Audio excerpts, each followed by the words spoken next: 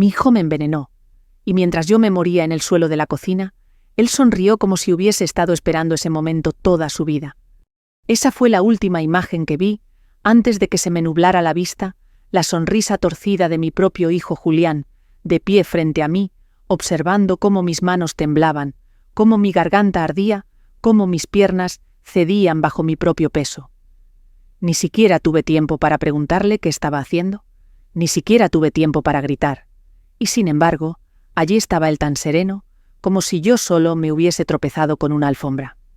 Nunca pensé que mi vida después de casi 7 décadas acabaría así tirada en el suelo de la cocina de mi casa, en un pueblo tranquilo de Castilla-La Mancha, con el sabor metálico del veneno en la lengua, preguntándome qué había hecho para merecer semejante traición. Lo primero que escuché fue mi propio corazón, golpeando como si quisiera escapar de mi pecho. Lo segundo fue la voz de Julián, baja, casi un susurro, pero lo suficientemente clara como para hacerme desear no haberla oído jamás. «Ahora lo sabrás todo, mamá». Ese mamá no sonó como un acto de amor, sonó como una condena. Me arrastré como pude hacia la encimera intentando levantarme. Sentía un zumbido en los oídos que me dejaba sorda a casi todo excepto a mis propios pensamientos. ¿Qué había pasado? ¿Qué había puesto en la sopa? ¿Por qué no había discutido con él? No esa semana. No había nada que indicara que mi hijo quisiera hacerme daño. Pero mientras mis dedos se aferraban al borde del armario, algo en su mirada me dijo que aquella no había sido una decisión impulsiva. Nada de aquello era nuevo para él. Nada improvisado. Cuando finalmente la vista se me nubló por completo, pensé que no volvería a abrir los ojos. Pero los abrí. Los abrí horas después en una cama dura del centro de salud del pueblo, con un suero conectado a mi brazo, y un médico con expresión grave sentado frente a mí. María Luisa dijo usando ese tono frío que suelen usar cuando no quieren alarmarte, pero ya estás alarmada, alguien ha intentado envenenarla. Intentado. La palabra retumbó en mi cabeza como un trueno. No dijo usted ha tenido una reacción. No dijo ha sido algo accidental. Dijo alguien ha intentado envenenarla. Y yo sabía quién había sido. No quería admitirlo, pero lo sabía. Cuando volví a casa esa misma noche, la cocina parecía exactamente igual, limpia, ordenada, como si nada hubiese pasado. La misma lámpara de techo, el mismo mantel bordado, el mismo olor a lavanda que tanto me gustaba, porque me recordaba a mi madre. Pero había algo más, algo que no estaba la noche anterior, un frasco. Un frasco pequeño de cristal oscuro, colocado en el cubo de basura, casi escondido, bajo unas servilletas arrugadas. Lo tomé con las manos temblorosas. No tenía etiqueta, no tenía olor. Pero yo sabía que eso no importaba. Ese frasco era una respuesta, y al mismo tiempo era una pregunta gigante. Si Julián había sido capaz de hacer algo tan espantoso, tenía que haber una razón tan grande, tan profunda, tan dolorosa, que yo no la había visto venir. ¿Qué clase de secreto podía llevarle a un hijo a querer dañar a su propia madre? La pregunta me perseguía como un eco húmedo en las paredes de la casa. Al día siguiente fui a ver al médico otra vez. No entiendo cómo he sobrevivido, le dije. «Ha tenido suerte», respondió él sin rodeos. «Muy poca dosis. Fue más un aviso que un intento real de matarla». El corazón se me heló. ¿Un aviso? ¿Un aviso de qué? ¿De quién? Cuando salí del centro de salud, el aire frío de la mañana me golpeó en la cara, pero no me despertó del todo. Algo dentro de mí seguía dormido, o quizá paralizado. Caminé hacia la plaza del pueblo, buscando respuestas en los rostros de la gente, en las fachadas, en los bancos, donde tantos años me había sentado con mi marido Manuel, antes de que la muerte se lo llevara. Si él estuviera vivo, pero no lo estaba. Y yo tenía que enfrentarme sola a la sombra oscura que ahora rodeaba mi propia casa, mi propia sangre. Al volver a casa encontré la luz del pasillo encendida. Yo no la había dejado así. Y Julián no estaba. Ni una nota, ni un mensaje, nada.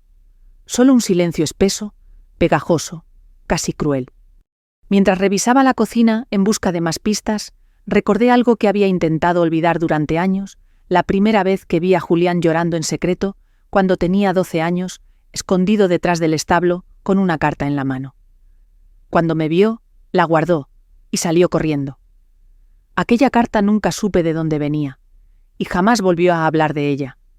¿Por qué había recordado eso? Ahora no lo sabía, pero el recuerdo no había vuelto por casualidad. Y entonces, mientras hurgaba entre mis propios recuerdos, mientras el frasco seguía en mi bolsillo como una prueba silenciosa, entendí que dentro de mi familia había un hilo suelto. Un hilo que llevaba 20 años esperando a ser tirado. Un hilo que al romperse podría destapar un secreto, capaz de destruir todo lo que alguna vez llamé hogar. Y lo peor es que ese hilo estaba en manos de mi propio hijo. Dormí poco esa noche. O mejor dicho, no dormí. Me quedé tumbada en la cama con los ojos abiertos, escuchando cada crujido de la casa como si pudiera revelarme algo. El frasco oscuro reposaba en mi mesita de noche envuelto en una servilleta. No quería tocarlo más, pero tampoco podía apartarlo de mi vista. Era el único testigo de lo que había ocurrido. El único objeto que me confirmaba sin palabras que algo muy peligroso se estaba moviendo dentro de mi propia familia. Por la mañana me levanté con un peso en el pecho. No sabía si era miedo o tristeza, o ambas cosas mezcladas. Mientras preparaba un café, mis manos temblaban tanto que derramé la mitad del agua en la encimera. El cansancio no podía explicarlo todo. Había un dolor más profundo, un dolor que venía de saber que Julián no había regresado a casa. Ni un mensaje, ni una llamada, nada. Tomé el frasco entre mis dedos aún envuelto en la servilleta. ¿Qué hago con esto? ¿Voy a la Guardia Civil? ¿Enfrento a mi hijo? ¿Se lo muestro a alguien de confianza? ¿Pero a quién? A mis 68 años. Las amistades que me quedaban eran pocas, y la mayoría tenían sus propios problemas, enfermedades, nietos, un mundo que ya no podía cargar más secretos ajenos. Decidí empezar por el principio, entender el motivo. Porque el veneno, como me dijo el médico, no era un intento de matarme, era un mensaje. Y los mensajes, por crueles que sean, siempre tienen origen. Mientras revisaba gavetas antiguas buscando respuestas, encontré una caja de lata que no había abierto en años. Dentro había fotografías viejas, postales amarillentas y un sobre doblado varias veces. El sobre no tenía remitente, pero la letra... ¿La letra? Era la de Manuel, mi marido. Reconocería su caligrafía incluso después de 1000 vidas. Con las manos temblorosas abrí el sobre. Dentro una carta escrita con tinta azul. Algunas palabras estaban borrosas, como si alguien la hubiera agarrado con las manos húmedas o llorosas. Era corta, demasiado corta para todo lo que insinuaba. María, si algún día esta carta cae en manos equivocadas, todo lo que hemos protegido se romperá. Perdóname por el silencio, lo hice por él, lo hice por nosotros. Algún día entenderás. No había firma, no había destinatario, solo ese mensaje enigmático que parecía sacado de una tragedia. Pero lo que me heló la sangre no fue la carta. Fue lo que encontré detrás, una pequeña fotografía en blanco y negro. Un bebé recién nacido envuelto en una manta. Y en el reverso, escrito con la misma tinta azul, Julián 2003. Me senté en la cama incapaz de respirar por un momento. Conocía esa foto. La había visto antes, pero no recordaba haberla guardado ahí. Ni recordaba que Manuel hubiera escrito esa fecha. En 2003, Julián tenía 12 años, no era un bebé. Un escalofrío me recorrió la espalda. Guardé la carta en mi bolsillo y salí de la casa. Tenía que hablar con alguien que pudiera darme una pieza del rompecabezas. La única persona que llevaba décadas viendo la vida de mi familia desde fuera, doña Remedios, la vecina más vieja del pueblo, una mujer con memoria prodigiosa y lengua afilada, pero también con corazón noble. Golpeé su puerta con fuerza. Ella abrió en bata con el pelo blanco desordenado. «María, estás pálida. ¿Qué ha pasado?» «Necesito hablar contigo, sobre Manuel y sobre Julián». Sus ojos se abrieron apenas, como si hubiera estado esperando ese momento durante años. Me hizo pasar sin decir una palabra. La casa de Remedios olía a anís y a pan tostado. Me senté a su mesa y ella me sirvió un vaso de agua antes de hablar.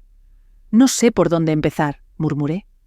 «Empieza por lo que te está rompiendo por dentro», dijo ella tomando asiento frente a mí. Saqué el frasco, la carta y la foto colocándolos sobre la mesa. Ella los miró uno por uno sin tocarlos. Sabía que esto iba a salir a la luz algún día, susurró. Le conté lo que había pasado con la sopa. Le conté sobre la sonrisa de Julián. Le conté todo. Cuando terminé, ella se quedó en silencio largo rato, mirando la foto del bebé. «María», dijo finalmente ese niño. «¿No es Julián?» El mundo pareció detenerse. «¿Cómo que no? Esa foto no es de él». Hizo una pausa y añadió: «Pero sí tiene que ver con él». Le pedí que se explicara casi suplicando. «Tu marido, Manuel, cometió errores graves. Todo el pueblo lo supo, pero tú nunca quisiste escucharlo». Mi corazón empezó a latir tan fuerte que temí que Remedios pudiera oírlo. ¿Qué errores? ¿De qué habla? De una mujer. Una mujer joven que apareció en el pueblo hace 20 años. Venía con un bebé en brazos y decía que era hijo de Manuel. Sentí que el suelo desaparecía bajo mis pies. Pero Manuel nunca me dijo nada, porque tú estabas enferma. ¿Te acuerdas aquella neumonía? Estuviste meses recuperándote. Él te lo ocultó para no hacerte daño. Pero el pueblo entero lo supo, y la mujer desapareció igual de rápido que llegó, y el bebé Remedios cerró los ojos antes de contestar. Nunca más se supo de él. Me llevé las manos a la boca. Un pensamiento aterrador cruzó mi mente. ¿Y si Julián había descubierto esta historia incompleta? ¿Y si pensó que yo había sido parte de ese abandono? No necesitaba más para entender que mi hijo no solo estaba enfadado conmigo, estaba roto, confundido, y posiblemente manipulado por alguien que conocía la verdad distorsionada. Cuando salí de la casa de Remedios, el viento del atardecer me golpeó en la cara con fuerza. Tenía la carta de Manuel en un bolsillo, la foto en el otro y el corazón hecho trizas. Sabía que el secreto era más grande de lo que imaginaba. Sabía también que el veneno era solo el principio. Pero todavía no sabía lo peor. Volví a casa con el paso inseguro, como si cada baldosa del camino escondiera un recuerdo que no quería enfrentar. El sol ya se estaba poniendo tiñendo el cielo de un rojo que parecía presagiar algo oscuro. Me aferré a la barandilla de la entrada antes de girar la llave. Era mi casa, mi refugio. Pero ese día, entrar se sintió como entrar en territorio enemigo. Nada más cerrar la puerta, me vino a la mente la imagen de Manuel sentado a la mesa, leyendo el periódico. Su voz grave, su manera de reírse con la cabeza hacia atrás, su abrazo cálido, y sobre todo, su silencio. Ese silencio que ahora parecía un abismo. Caminé hacia la cocina despacio, como si cada paso pudiera despertar un fantasma. La mesa seguía allí impecable, como si esperara que yo sirviera la cena. Me apoyé en el respaldo de una silla y suspiré profundamente. ¿Cómo no vi nada? ¿Cómo viví tantos años sin advertir la sombra de un secreto tan grande? Tomé el frasco de veneno que aún llevaba en el bolsillo. Lo coloqué en la mesa y lo observé fijamente. Ese pequeño objeto insignificante había sido el desencadenante de una guerra que llevaba 20 años latente. Una guerra que Manuel había enterrado bajo capas de silencio y que ahora se abría paso a través de su propio hijo. Abrí la carta otra vez. La leí al menos 10 veces. Las palabras parecían cambiar cada vez que las miraba. Lo hice por él, lo hice por nosotros. ¿Quién era él? ¿El bebé? ¿Julián? ¿Manuel mismo? Me hundí en la silla. Sentí que el corazón me latía como un tambor. Y entonces, sin pensar, sin planificar, sin medir consecuencias, tomé una decisión. Tenía que registrar la casa, toda la casa, desde el sótano hasta el desván. Algo me decía que Manuel había dejado más señales, y si había algo que pudiera ayudarme al entender el comportamiento de Julián, lo encontraría allí. Comencé por el despacho de Manuel. No había entrado en esa habitación desde que él murió.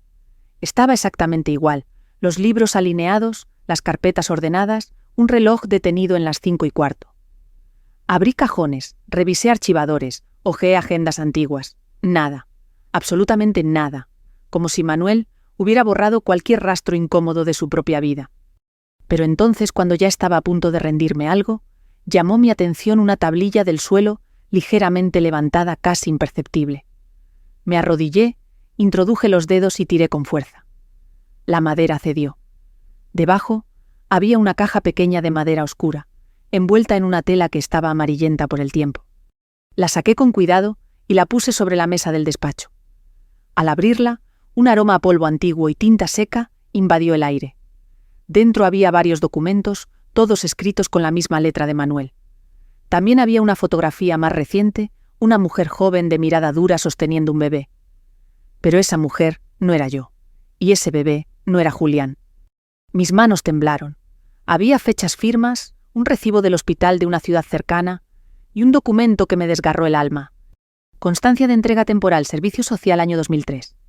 Leí la hoja varias veces hasta que las letras se clavaron como agujas en mi garganta. Aquel bebé no había desaparecido. Había sido entregado, no secuestrado, no abandonado, entregado. ¿Por quién, Manuel? ¿La mujer? ¿Ambos? Sentí un torbellino de emociones, rabia, confusión, miedo, pero sobre todo una sensación punzante de traición. Todo este tiempo había vivido creyendo que mi familia estaba intacta, que la historia de Manuel era la historia de un hombre imperfecto, sí, pero honesto conmigo, y ahora descubría que había jugado con mi confianza como quien juega con fuego. Apreté la foto con fuerza. Entonces me fijé en algo que antes no había notado. Detrás de la imagen había un número telefónico anotado a mano, antiguo, de esos que ya casi no existen. El corazón me dio un vuelco. ¿Y si esta mujer aún vivía? ¿Y si este número era una pista? Quise llamar, pero mis manos estaban tan frías que no podía marcar. Además, la batería de mi teléfono estaba casi agotada. Decidí esperar un momento, respirar hondo, aclarar mis ideas. Mientras caminaba hacia la cocina para conectar el móvil, escuché un ruido. Un golpe seco, en el pasillo. Me detuve. El corazón se me subió a la garganta. Julián, pregunté con voz temblorosa. No hubo respuesta, solo silencio. Ese silencio espeso que te hace pensar que no estás sola, aunque deberías estarlo. Me acerqué lentamente. El pasillo estaba oscuro, solo iluminado por la luz tenue que entraba desde la ventana. Entonces vi algo en el suelo, un papel doblado. Lo recogí. ¿Era la letra de Julián? No busques más. ¿No vas a soportarlo? Yo tampoco pude. Perdóname. Volveré cuando estés lista. Sentí un mareo. El veneno, la carta, la foto, la mujer desconocida, el bebé entregado, la desaparición de Julián. Era demasiado. Pero dentro de mí, algo se encendió. Una fuerza ancestral casi animal que solo despierta cuando una madre tiene que proteger lo que ama. Y lo que yo amaba estaba en peligro. No de veneno, no de la mujer de la foto, no de Manuel, sino de la mentira que había crecido entre nosotros durante 20 años, hasta convertirse en un monstruo. Me puse el abrigo, guardé la caja, la foto y la nota de Julián en el bolso. Afuera la noche era fría y oscura, pero ya no me importaba. Iba a descubrir la verdad, fuera cual fuera, costara lo que costara. Y por primera vez desde que empezó, toda una idea cruzó mi mente. Quizá el veneno no era el mensaje. Quizá era la advertencia. Y Julián no era el enemigo, era la víctima. Salí de casa con la caja apretada contra el pecho como si fuera un escudo. El aire de la noche olía a humedad y a tierra fría. El pueblo estaba casi desierto. Solo se oía a lo lejos el ladrido de un perro y el murmullo del televisor de algún vecino insomne. Cada paso que daba resonaba en las aceras vacías, como si caminara sobre recuerdos rotos. No sabía exactamente a dónde iba, pero tenía claro por dónde empezar el número escrito en el reverso de aquella fotografía. Ese número era un puente entre el pasado de Manuel, el bebé de la foto, y el presente envenenado de mi familia. Si quería salvar a mi hijo tenía que cruzarlo, aunque al otro lado hubiera un abismo. Entré en el bar del pueblo, el único sitio donde sabía que todavía había un teléfono fijo, que funcionaba bien. El camarero Ángel levantó la vista sorprendido al verme a esas horas. «María Luisa, ¿todo bien?», preguntó, secándose las manos en un paño. «¿Me dejas usar el teléfono?», dije sin rodeos. No hizo preguntas. Me señaló el aparato colgado en la pared al fondo. El plástico amarillento del teléfono parecía tan viejo como los secretos que yo estaba a punto de desenterrar. Saqué la foto del bolso. Mis dedos rozaron la imagen de la mujer y del bebé. El número escrito a bolígrafo parecía más oscuro a la luz del bar. Lo marqué despacio, cifra a cifra, como quien recita una oración peligrosa. Cada pitido en el auricular sonaba como una cuenta atrás. 1, 2, 3 tonos. Estuve a punto de colgar. En el cuarto tono alguien respondió. Sí, la voz de una mujer ronca gastada por el tabaco o por la vida. Se me secó la boca. «Buenas noches», dije tragando saliva. «¿Con quién hablo?» Hubo una pausa. Oí un televisor de fondo, alguien cambiando de canal. «Depende de quién pregunte». Respiré hondo. «Me llamo María Luisa. Vivo en un pueblo de Castilla-La Mancha. Encontré este número en una foto antigua. Miré la imagen otra vez. Una mujer joven con un bebé en brazos. Silencio. Luego un suspiro largo. Ese número no tendría que seguir existiendo, murmuró ella. Pensé que nadie llamaría ya. Mi corazón empezó a latir tan rápido que me dolió. Necesito saber quién es usted, insistí. Es importante, es sobre mi hijo. La palabra hijo cayó pesada en el aire. Al otro lado la mujer tardó en contestar. Me llamo Teresa, dijo al fin. ¿Y si has encontrado esa foto? Entonces supongo que eres la mujer de Manuel. Sentí como si alguien me hubiera dado una bofetada. Soy su viuda, respondí con un hilo de voz. Teresa soltó una carcajada amarga. ¿Viuda? Claro. Él siempre se fue antes de tiempo, incluso cuando estaba vivo. Me apoyé en la pared. Ángel me miraba de reojo desde la barra, pero se hizo el distraído. Sabía que aquella conversación no era de bar, sino de confesionario. Necesito que me diga la verdad, repetí, toda la verdad. Mi hijo ha intentado envenenarme, y estoy empezando a pensar que no es solo culpa suya. Al otro lado de la línea, el silencio se hizo más denso. Podía escuchar la respiración de Teresa. Ese niño, empezó, no merecía crecer entre mentiras. Me temblaron las piernas. ¿De qué niño habla? ¿Del de la foto? ¿O de Julián? De los dos, respondió ella al fin. Porque en esta historia, ninguna criatura vino al mundo con las manos limpias de los pecados de los adultos. Me senté en una silla junto al teléfono. Notaba la mirada curiosa de Ángel clavada en mi espalda, pero ya nada me importaba. Explíquese, dije, por lo que más quiera. Teresa aspiró aire como si se preparara para zambullirse en un recuerdo que llevaba años evitando. Hace 20 años comenzó. Llegué a vuestro pueblo con un bebé en brazos. Era hijo de Manuel. Él me había prometido que dejaría a su familia para empezar una nueva vida conmigo. Yo era joven idiota y estaba enamorada. Pero cuando aparecí allí, él se acobardó. Me dio la espalda. Me dijo que tú estabas enferma, que no podía abandonarte, que el niño... Su voz se quebró, que el niño no tenía sitio en su vida. Sentí una punzada en el pecho. Recordé aquellos meses de neumonía, el hospital, las visitas cortas de Manuel, sus silencios largos. Él nunca me habló de usted, susurré. Claro que no, escupió Teresa. Los cobardes no cuentan toda la historia. Me dio dinero para arreglarlo, para desaparecer, para entregar al niño a los servicios sociales. Yo me negué. Le dije que no era un paquete, que era su hijo, nuestro hijo. Un nudo en la garganta me impidió hablar. En la foto el bebé dormía ajeno a todo. ¿Y qué pasó?, pregunté al fin. Pasó que me quedé sola, contestó ella. Sin familia, sin trabajo, con un recién nacido y un hombre que se escondía detrás de su esposa enferma. Una noche desesperada fui a vuestra casa. Quería que tú supieras la verdad, que al menos una de las dos mujeres de su vida no viviera engañada. Pero fue él quien abrió la puerta. Me suplicó que no te lo contara. Me dijo que te mataría la noticia, que tu corazón no lo soportaría. Sentí las lágrimas resbalando por mi cara. ¿Cuántas veces me había dicho Manuel que me quería proteger? ¿Cuántas veces había confundido protección con manipulación? ¿Y yo? Cedí, continuó Teresa con la voz rota. Me fui. Intenté criar al niño sola, pero al cabo de unos meses no pude más. No tenía trabajo estable, no tenía ayuda. Me presenté en los servicios sociales. Firmé papeles con el alma rota. Entregué a mi hijo, con la esperanza de que al menos alguien lo quisiera de verdad. Miré la foto otra vez. El bebé parecía tan frágil, tan pequeño. ¿Y qué tiene que ver todo esto con Julián?, pregunté, aunque una parte de mí ya intuía la respuesta. Teresa guardó silencio unos segundos. «Porque ese niño no desapareció del todo», dijo. Manuel siguió sus pasos en secreto. Preguntaba por él, se interesaba, hablaba con asistentes sociales. Nunca te lo contó. Y un día lo trajeron de vuelta a casa. El corazón se me detuvo. «No», susurré, «no puede ser». Julián, dijo ella pronunciando el nombre despacio como si le doliera, «es ese niño, mi hijo. Y el tuyo también si decidiste quererlo. Pero él no lo supo así, no desde el principio».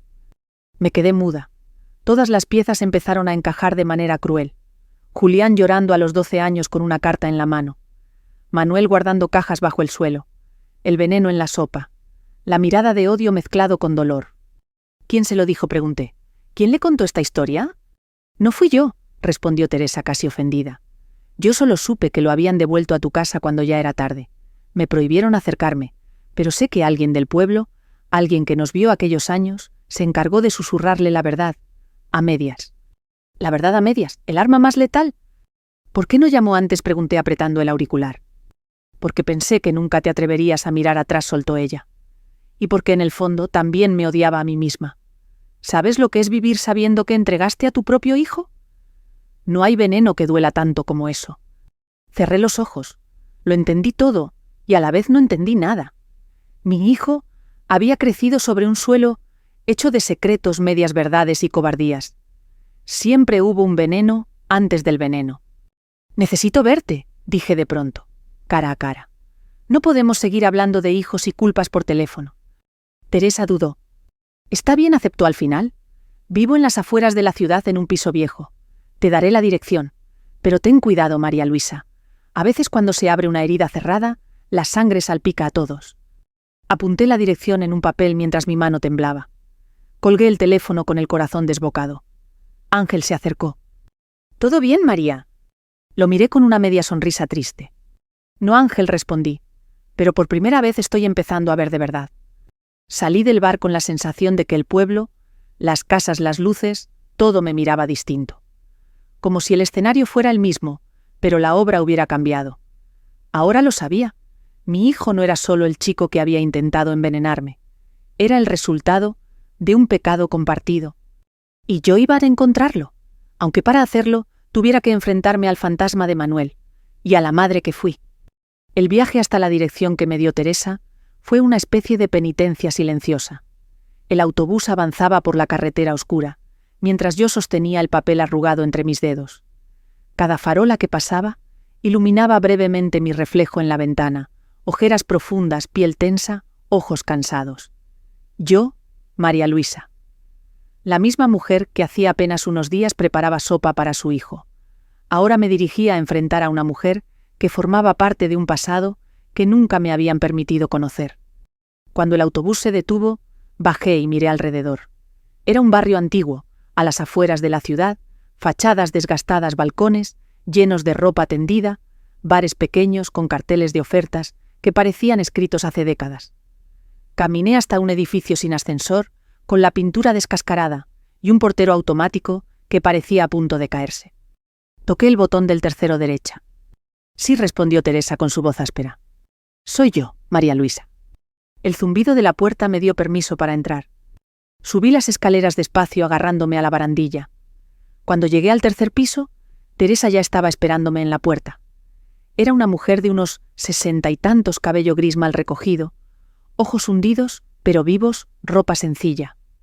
Su rostro tenía la misma mezcla de orgullo y tristeza que había escuchado en su voz. Pasa, dijo apartándose. El piso estaba en silencio. Olía a colilla apagada y a recuerdos viejos. En la mesa del salón había ceniceros llenos papeles sueltos, y en una esquina vi una cuna plegable, vacía. Me pregunté si alguna vez había estado llena. Nos sentamos una frente a la otra. Teresa no hablaba.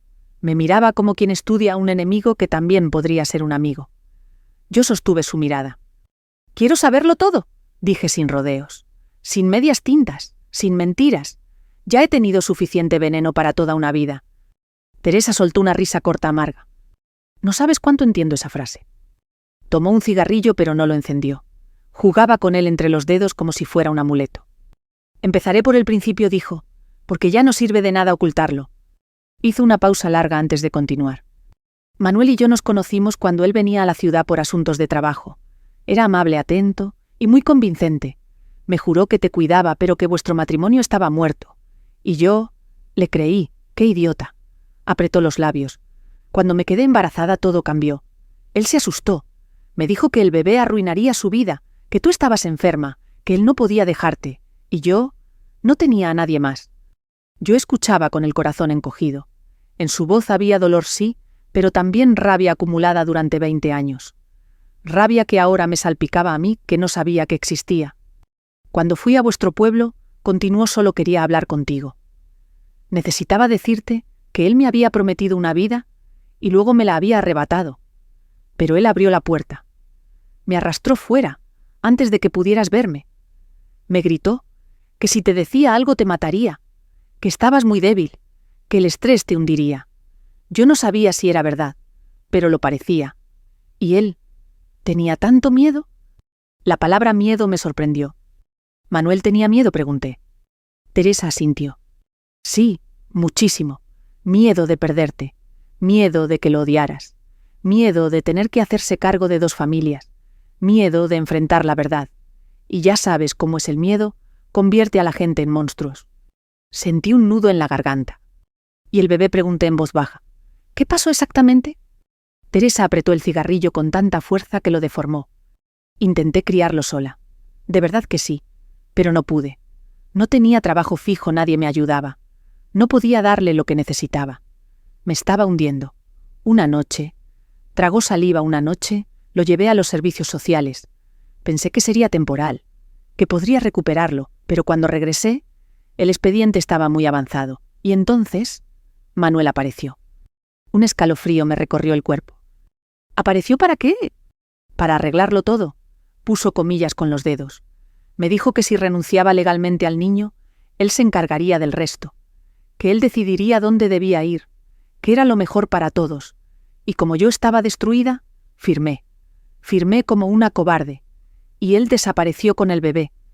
Las lágrimas me nublaron la vista. Respiré hondo obligándome a mantener la calma. ¿Ese bebé? Dije intentando que la voz no se quebrara. ¿Dónde fue?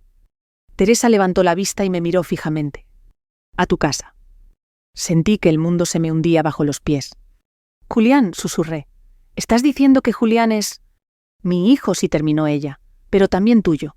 Tú lo criaste, le diste hogar, le diste algo que yo no pude darle, aunque fuera sin saber la verdad. Pasé las manos por la cara, me faltaba el aire. Era demasiada información, demasiado dolor, demasiadas vidas entrelazadas a través del silencio de un solo hombre. ¿Y por qué? ¿Me aclaré la voz porque Julián cree que yo hice algo malo? Teresa apagó bruscamente la colilla imaginaria contra el cenicero vacío. Porque alguien le contó la historia incompleta. Alguien del pueblo. Alguien que vio todo, pero que siempre odió a Manuel. Alguien que quería hacer daño. ¿Quién? Pregunté, sintiendo que un escalofrío subía por mi espalda. Tu cuñada, respondió. La hermana de Manuel. Me quedé completamente inmóvil. La hermana de Manuel. Aquella mujer fría, distante, siempre juzgándome, siempre, murmurando a mis espaldas. Ella había alimentado el resentimiento de mi hijo. Ella lo sabía todo, continuó Teresa. Desde el principio. Era amiga de mi madre. Sabía lo del embarazo, sabía lo del bebé, sabía lo que Manuel hizo. Y cuando vio que tú criabas a Julián como si fuera tuyo, se llenó de odio. Decía que esa criatura había arruinado la familia. Me llevé la mano al pecho. Sentí un pinchazo agudo. Mi cuñada había envenenado la mente de Julián, y él había intentado envenenarme a mí. Teresa se inclinó hacia adelante. María Luisa, tu hijo no sabía la verdad, solo sabía el odio. Cerré los ojos y una imagen surgió: Julián mirándome, mientras me desplomaba en la cocina. Esa sonrisa no era de maldad, era de alguien que cree que ha descubierto una traición imperdonable. Necesito encontrarlo, susurré. Teresa asintió lentamente. Y yo voy contigo, dijo. Esta vez no voy a huir. Salimos del piso juntas.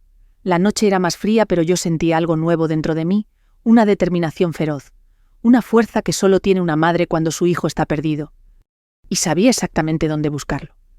Sabía dónde buscar a Julián, porque incluso después del veneno seguía conociendo sus refugios. De niño, cada vez que algo le dolía, subía al mirador abandonado a las afueras del pueblo.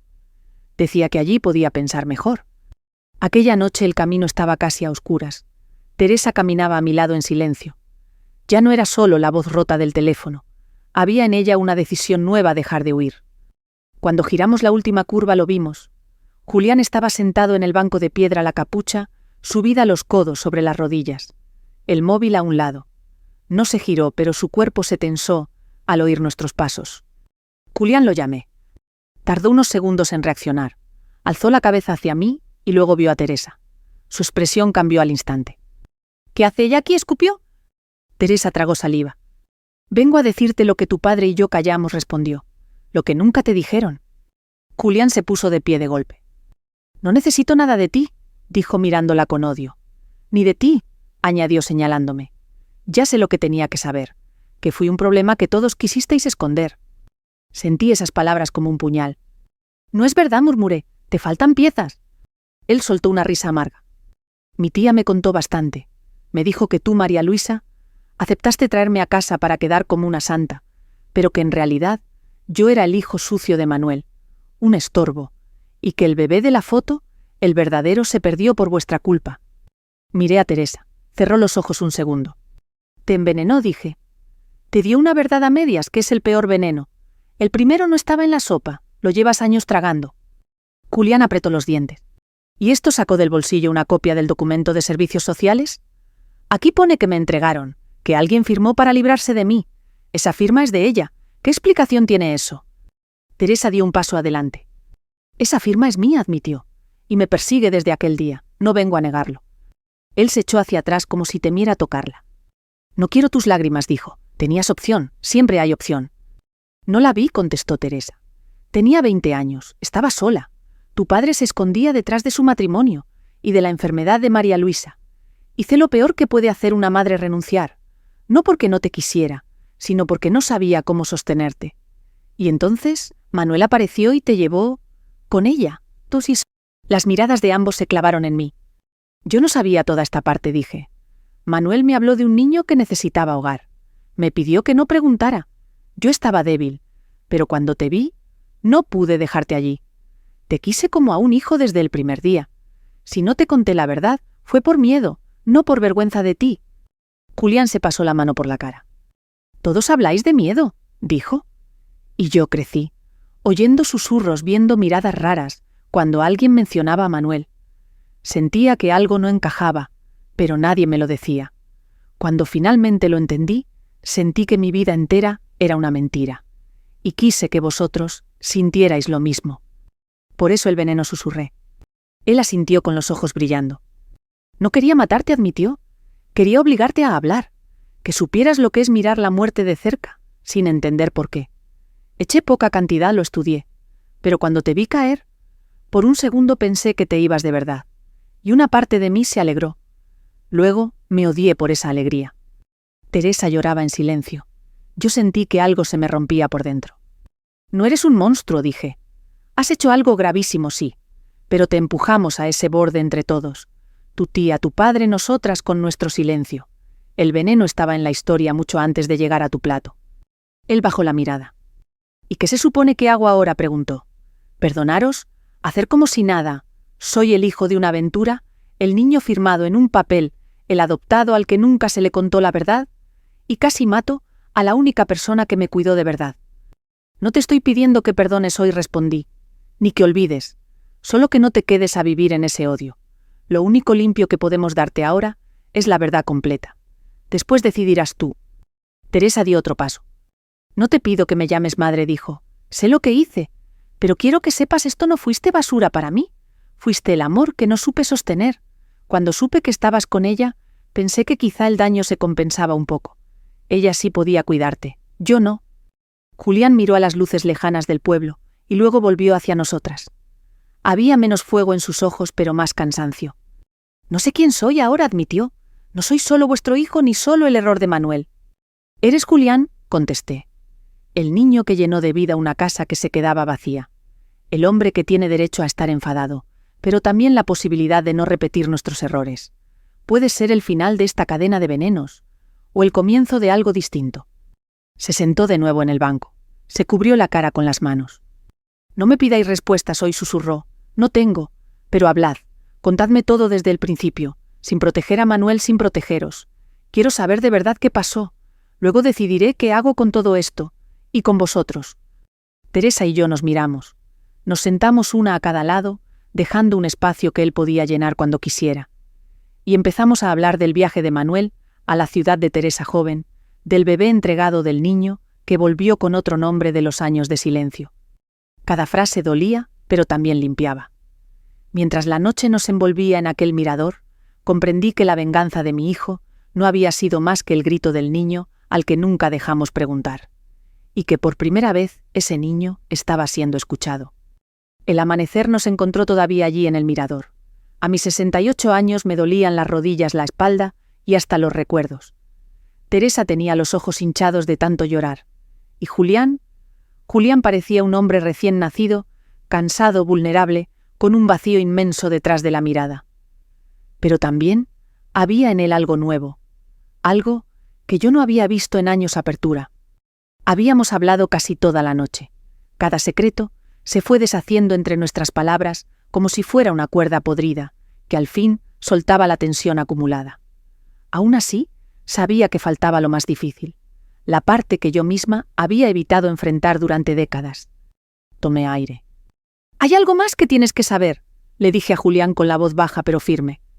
Él levantó la vista agotado pero atento. «Cuando te trajeron a casa», continué, «no sabía nada de Teresa. No sabía nada de Manuel, pero sí sabía que había algo extraño, que tu llegada no era casual, que venías con un pasado que él no quiso contarme. Y aún así, elegí no preguntar, elegí creer que el amor lo arreglaría todo». Teresa me miró sorprendida. Julián frunció el ceño. «¿Por qué no preguntaste?», preguntó, no con ira, sino con una curiosidad casi infantil. «Porque tenía miedo», respondí. «Miedo de que me dijeran que no era suficiente para ti. Miedo de que me quitaran a Manuel. Miedo de que si rascaba demasiado la vida que tenía, se me desmoronara entre las manos. Y cuando uno vive con miedo, el silencio parece un refugio, pero no lo es. Es un agujero profundo, donde la verdad se oxida, y termina intoxicándolo todo». Julián bajó la mirada. «Yo hubiese querido saber quién era desde el principio», murmuró. «No me importaba ser adoptado. Me importó que todos lo supieran menos yo». Me acerqué un poco. Él no se apartó. «Lo sé», dije. «Y lo siento, te fallé. No con falta de amor, sino con exceso de silencio». Teresa tragó saliva luchando con su propia culpa. «Y yo te fallé primero», admitió. «Nunca debí firmar aquella renuncia.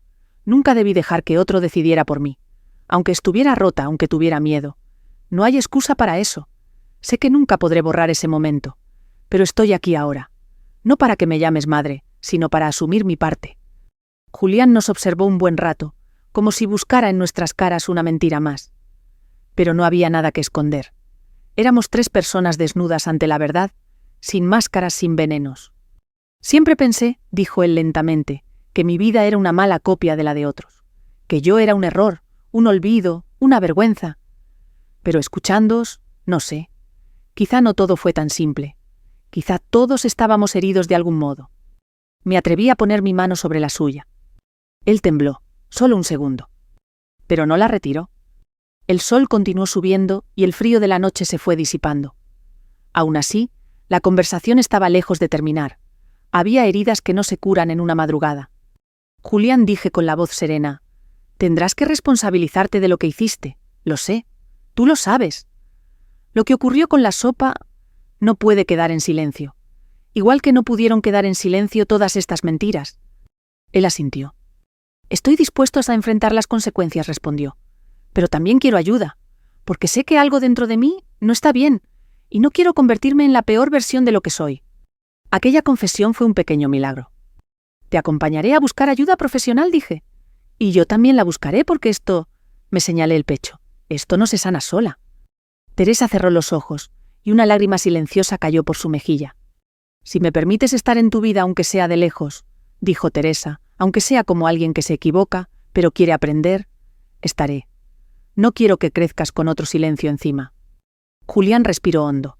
Hubo un silencio largo, pero esta vez no era un silencio hostil. Era un silencio lleno de decisiones que iban naciendo despacio.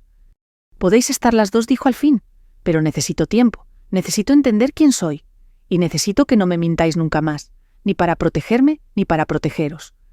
«Nunca más», respondí, «nunca más», repitió Teresa. El viento sopló suavemente, como si el amanecer quisiera llevarse parte del dolor con él.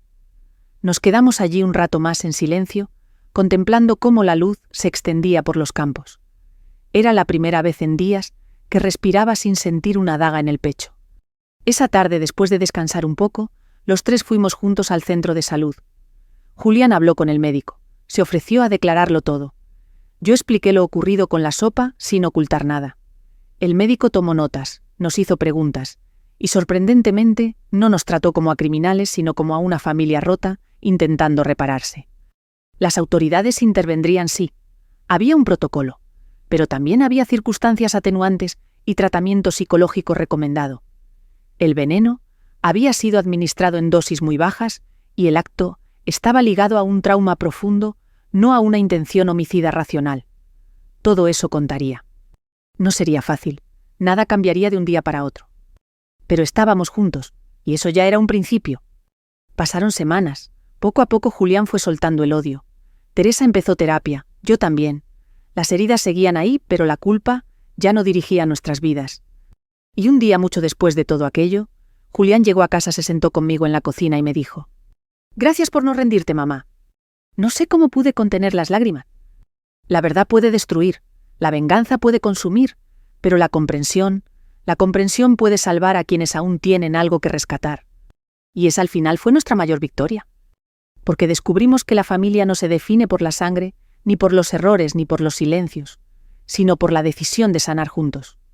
Y si estás escuchando esta historia, ahora te invito a reflexionar. ¿Cuántas verdades callas por miedo? ¿Cuántos vínculos se están envenenando sin que te des cuenta? Habla. Pide perdón, escucha. Repara lo que aún tiene arreglo. Nunca es tarde para empezar de nuevo. Y si esta historia te tocó el corazón, te invito a compartirla con alguien que necesite escucharla. O a seguirnos para más relatos que nos recuerdan que todos, incluso en nuestros errores, merecemos una segunda oportunidad. Fin.